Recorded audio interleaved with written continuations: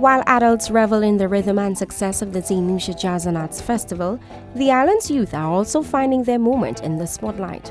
The 2025 staging of the Junior Jazz Festival, now in its third year, once again opened the stage to the next generation of musicians, proving that Saint Lucia's creative future is already making itself heard. The Junior Jazz Festival has become an essential feature of the broader jazz and arts experience, creating a space where young people can express their artistic talents while immersing themselves in Saint Lucia's vibrant cultural traditions.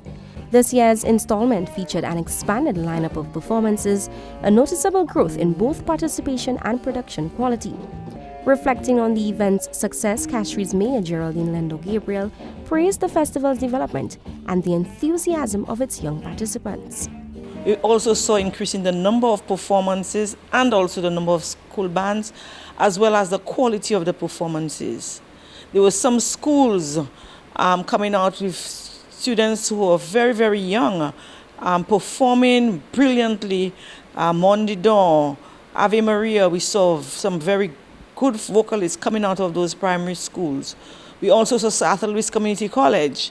A number of the coming on board for the first time, and also more youth bands. In fact, past students of the current secondary school were able to bring themselves together and actually perform, Starseed. So a lot of performances, a lot of young persons coming out and performing well.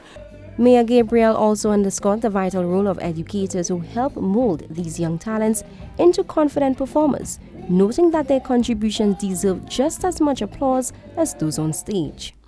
As we've indicated, it is not just an event, it's actually a movement which includes a recognition of talent. Importantly, we must never forget that, the contribution of the teachers. Many times we forget that they are the ones running those music programs, and also whether it is they're confined within the private capacity, working with young people, or actually within the schools.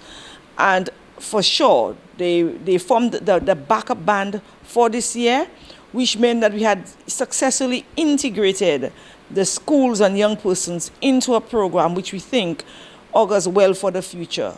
The mayor further extended her heartfelt gratitude to the sponsors and key partners whose support made the festival possible, including the Ministry of Education, Castries Constituency Council, Ministry of Housing and Local Government, and several other key stakeholders committed to youth development.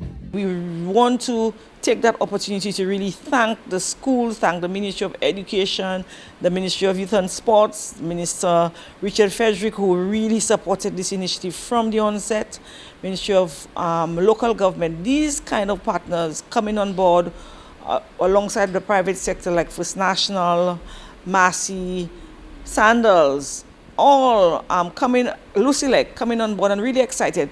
I need to indicate that some of the sponsors have already indicated that they are prepared to take this to the next level, to get a little more involved, because one of the things that we believe needs to happen is for us to get more musical instruments in the hands of young persons. For Choice News Now, I am Krishna Smith.